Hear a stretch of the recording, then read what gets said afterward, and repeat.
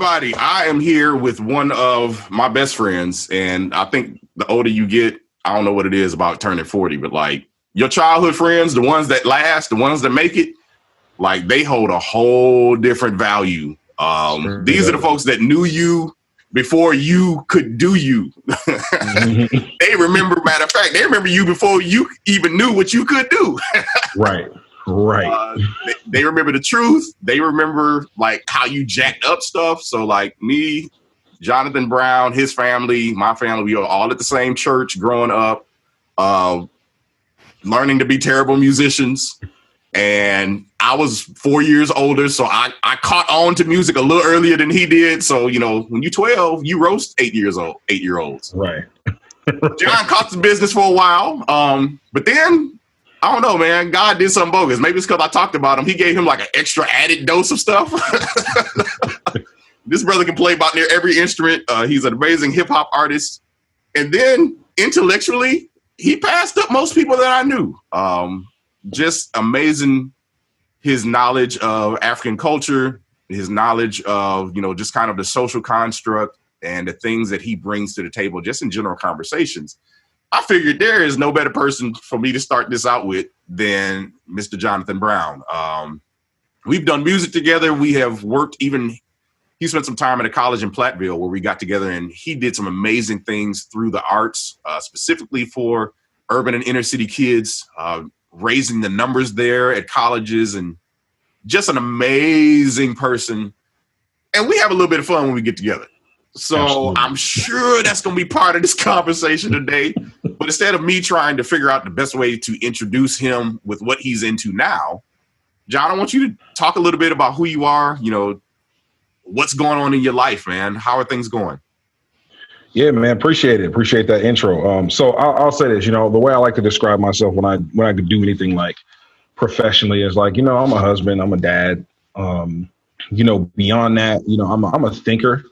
You know, I'm a person who's constantly reflecting about what's going on. And I'll say the thing that probably undergirds most of how I think about the world is it's centered through this concept of like self-authorship. And so a lot of what of my intellectual pursuits is part educating, part authoring my own narrative publicly to people.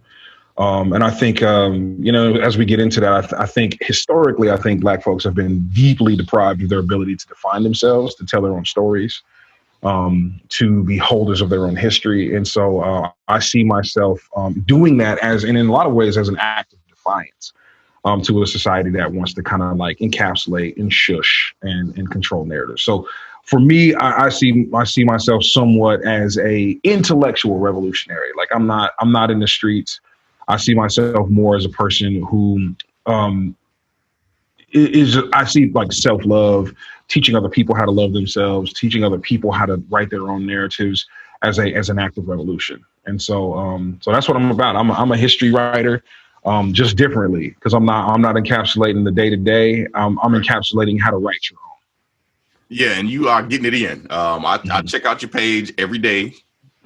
Number one, just to see who you gonna make mad. Oh man. I already know somebody, as many likes and shares as you get, I already know some people leave your page. They're like, I ain't never coming back to this. Yeah, I haven't checked my friends list to see who hit the deuces on me. You might want to look at it, because I'm sure it's probably some people you work with. No. I can't go there. But no, brother, man, I'm happy to have you. I'm happy to have this conversation that, you know, we just gonna be us. So we're giving you guys again just a look into, we get on the phone and we just talk, man. We laugh, we share, we be angry, we be laughing, we talk about people, we talk about each other. Now, The thing is, he's flipped it. He talks about me more now than I think he's still repaying me from childhood stuff. Right? Yeah, Jay used to talk about us so bad. Me and my guy Jerry, his cousin, man, they used to talk about us so bad. I mean, it was bad. Like you be growing up, and you be like, "Do he hate me?" Nah, brother, this is love. Yeah, you be on that. You ever see that crying meme when every day was like, "Rah!" Right? Like you be in there like laughing, but like inside you just like crying, like, man, why you gotta do me like that? He'd Oh be like, especially after like Little Man, like would jack up somebody's haircut and then y'all roast their hairline. Like he wasn't the author of that destruction. man, Little Man got all of us jacked up at some point. So that was yeah, man. But nah, I definitely try to dish back these days. I think it's a little bit more evenly matched than it was back then. Yeah, this clown actually wrote a song about a V-neck T-shirt that I wore. That I might share that. Stop it. Stop it. Because I just add the audio. This was probably what, like 8-9 years ago. Yeah, man. This dude still brings it up. And the bogus part. Here's the bogus part. My wife made me wear the shirt. She made me buy the shirt. Made me wear the shirt. This person that I love writes this bogus song, gives it to us, makes us listen to it. She laughs the hardest. She didn't defend me. She didn't look out for me. Even to this day, he brought it up this morning. She in the back. Because it's joyful. Matter of fact, if we had a time, I'm gonna bust it out for him. Okay, let's get on with this conversation. But man, like we're in this crazy world right now. Obviously, there's been a ton of things happening. And it's not even that this is new. It's like the most recent one, which is terrible to even have to say, but it's true. This Jacob Blake situation that has happened, video went crazy viral. People are already divided. I feel like this just pushed it some more because we looking at the same thing, but we're seeing two different things. What's kind of been your take, or what are you experiencing?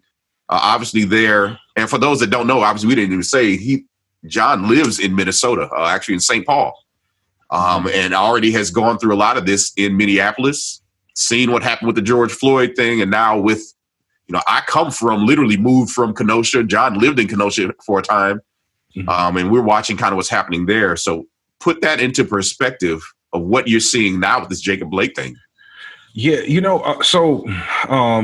and this bleeds in a little bit into our later discussion about the reflection, but the Jacob Blake thing, and what I've realized is like, I wrote, I think on like the 25th, that like riots are like a social Rorschach test, right? Like it is kind of like you can see meaning in all of it, right?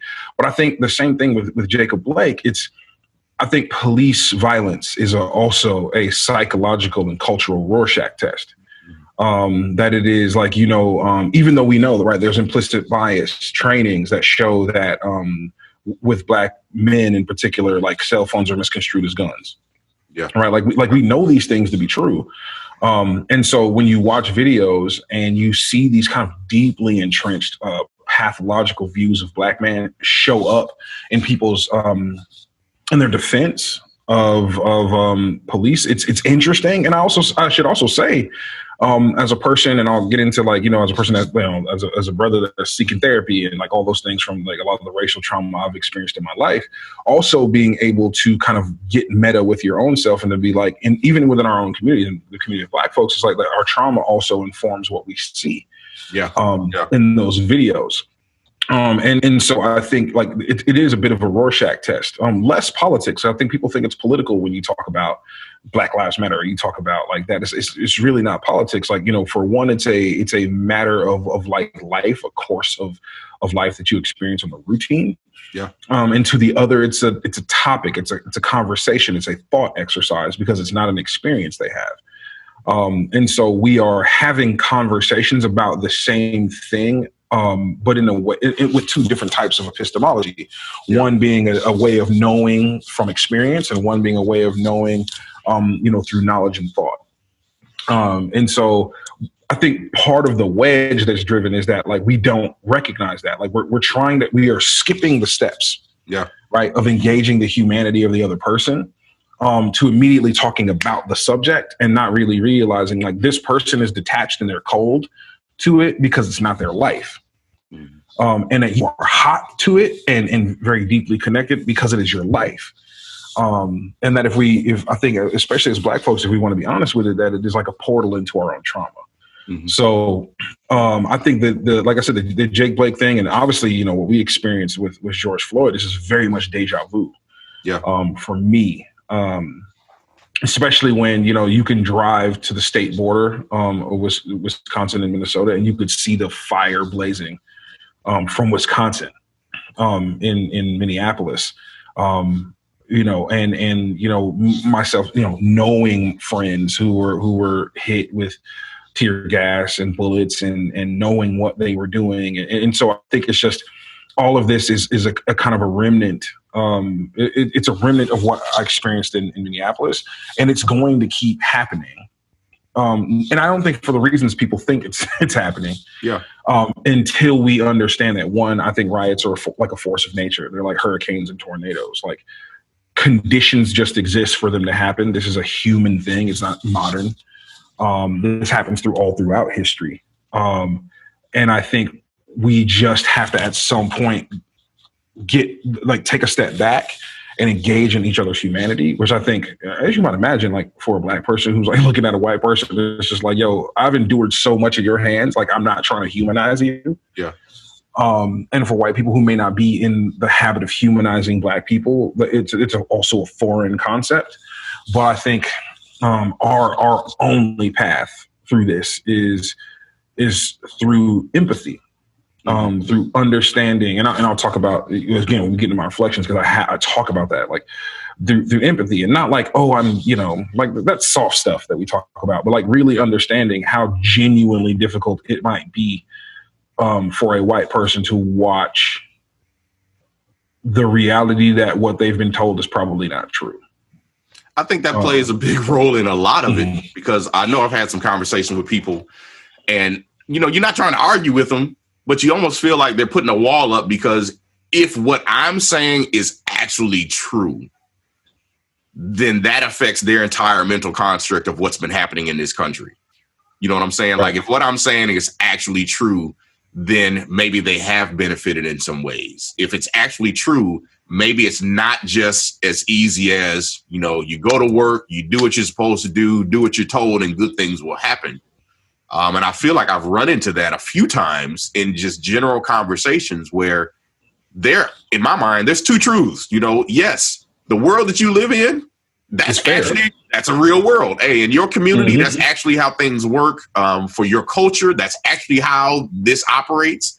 And I'm not saying that's not true. What I'm saying is there's under the same system, the same world, the same earth, sometimes the same community, how I'm treated, how I'm looked at, how this system works for me can look very different. And that doesn't take away from your truth. And I have a thing that I wrote in one of my posts. I just think it's really apropos for what you're talking about. Yeah. So it starts like this. It's like, I want to be free to define myself, for myself, by myself, and not have to contend with people trying to bring me down because they are small and they have never been taught how to process the complex emotions that come with dealing with hard, world-altering truths.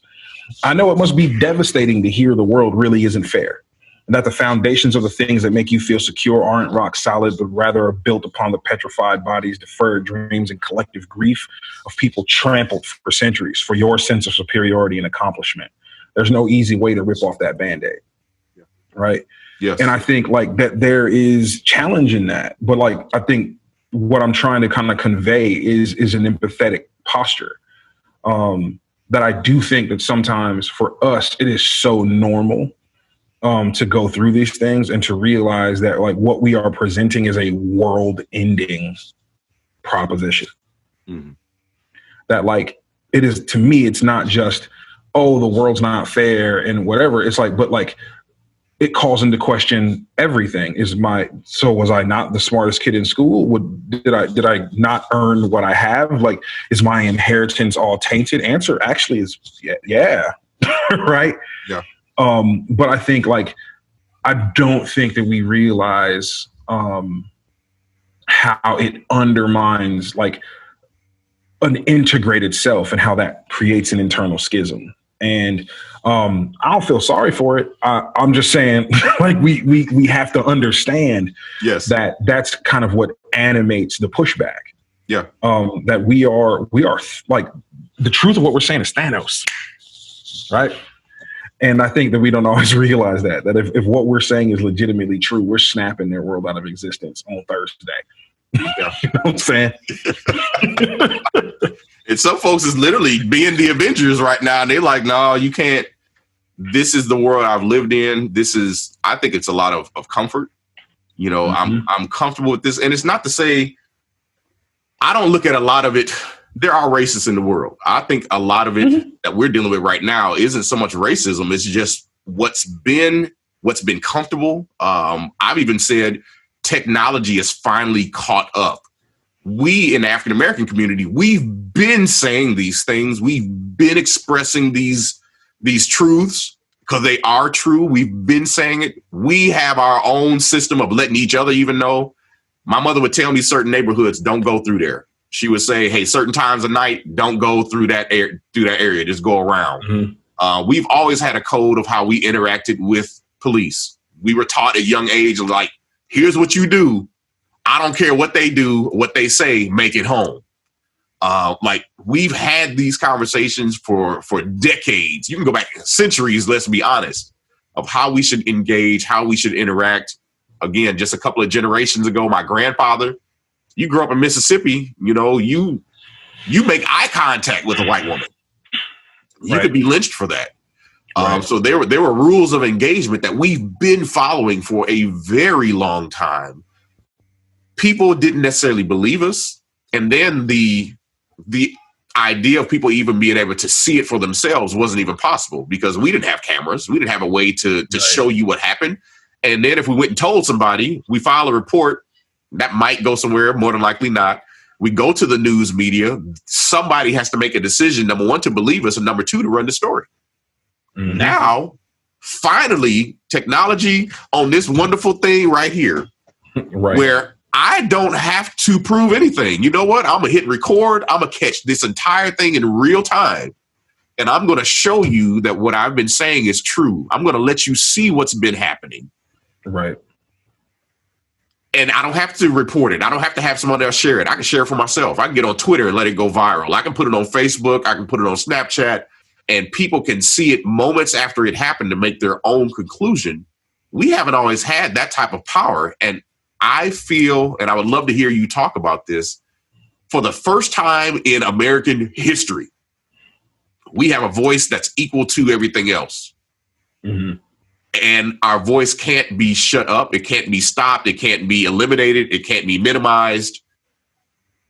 We're here, and finally, we're saying what we've always said, but now you have to listen. And I feel like that's what's causing a lot of angst in certain areas. We're expressing what we've always expressed, but now it's at a volume where you have to pay attention to it. Right. Yeah. I mean, I think, you know, the other thing too is like, you can't shut it down. You know, there usually be times you beat up a couple people at lunch counter and, you know, like you call it what it is. Yeah. I think the thing that was like, so I agree. So I'll talk about technology, and that's something I think that is really revolutionary that's happening with pro sports. But like when I think technology, right, I also think about the ways that, especially for Black culture in America, right? Like one of the things I wrote about in my other reflection yesterday was actually related to the idea that somebody I cared about, like they went to the scrap heap after this to be just very transparent. Like I caught that ED at the end. Yeah, like I'm a long suffering brother, but like there's just certain things I don't mess with, right? Yeah. But one of the things that they was doing, and this is a white person who I actually helped a lot at some points in their life, and basically was just like, they said Black culture was effed up. They was just like, you know, like we got our priorities wrong, and I'm just like, you know, that's interesting. You know, I think what has been, even though, so Black culture's messed up, but that's why all of our dances are copied and our hair is copied and our style of dress, and people want to talk like us, and they tan themselves and they do all these different techniques to be like us, right? But we're messed up, right? That's what the narrative is. But we're the number one exported culture globally, right? Technology in a lot of ways has democratized our image. We're not Sambos. We're not just playthings that get to kind of get put out to the rest of the world. Like we're just criminals. Like we get to define our own narratives. You know, TikTok Despite some of the challenges, I think with the security issues of TikTok, Yeah. I think TikTok gave us a window into the next like Richard Pryors and like the next great dancers and the next great artists that we've been able to even create an economy apart from what used to be, right? Like you and I mean, think about this, man. Like you got your iMac and your Rocket speakers, me too. And think about how many projects we've been able to do without the interference of a record label telling us what we got to do. Yeah. We've released like tons of music, bro. Like, you know what I'm saying? And so I think technology, even outside of being able to like show the day in our world, I think we underestimated the degree to which perception affects. So even though we can record the whole thing and be like, he was resisting. He was like, right, resisting is not like a capital crime, but okay. But like, even though we underestimated that, it's like we are our own CNN. We do not need intermediaries to speak for us. And I think that is what has been so frustrating, I think, for people is they can't shut it up. Yeah. And what's been so powerful is when I saw, cause like, look, man, let me just honor it real quick. Our sisters, man, been in the game for a minute, right? WNBA been on it. The U.S. soccer's been on it. Like the women have been, they're always right. They always lead. We late all the time. Every time, bro, we late. We be like, I'm getting there, right? But I think it was powerful for the Milwaukee Bucks to not take the court, and for the Raptors to be like, yeah, we're not going out either, and then for the Clippers and Lakers to be like deuces, because I think one of the things, particularly with black men, that has been so hard to get to happen is that we have to understand that we have to be willing to take short-term losses to get the gain that we want. Yeah. Like, I got to be like, in the end, you know how good Giannis Antetokounmpo is? I'm going to tell you this. There ain't an owner in the NBA that was ever as good as Giannis at anything. You know what I'm saying? You know what I'm saying? Like, it's like, I used to say this about Aaron Rodgers, right? Because he's so accurate. It's like, man, I wish I was just good at what I do, as good as what I do as Aaron Rodgers is at throwing a football. Right.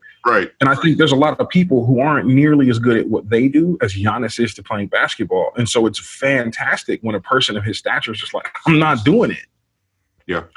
And then to have the Detroit Lions call practice. Right. To have all these, to have LeBron James be like, yo, that's why we feel hunted. I think that they want this narrative to go away. And this is why I think you got teenagers out there with hunting rifles shooting people. I think this is why you got the intimidation tactics that are coming. It's like there is a shift happening. Yeah. I don't know why everybody thought that it was going to go quietly. And so I think like that for me is like, you're 100% right. I think technology has allowed us to tell our own stories. And I think now that we are collectively realizing like, man, this paycheck's not worth these bullet holes. Yeah. And that the men have finally gotten on the page with our sisters and that we gonna walk in lockstep. It ain't even about getting in the street and having to demonstrate it anymore. It's about realizing that we could suffocate this economy if we just don't spend in it, because we got trillions of dollars of purchasing power. Mm-hmm. We generate $9 billion for the NFL. 71% of us, of the players are African American. $55 million a school for Division I football. The NCAA tournament. It's like the fact that we generate so much money and don't have any access. Like, yeah, when we start like when the Pac-12 players was like, yo, see, I'll fix this. We not playing. Yes. Game changer. Yes.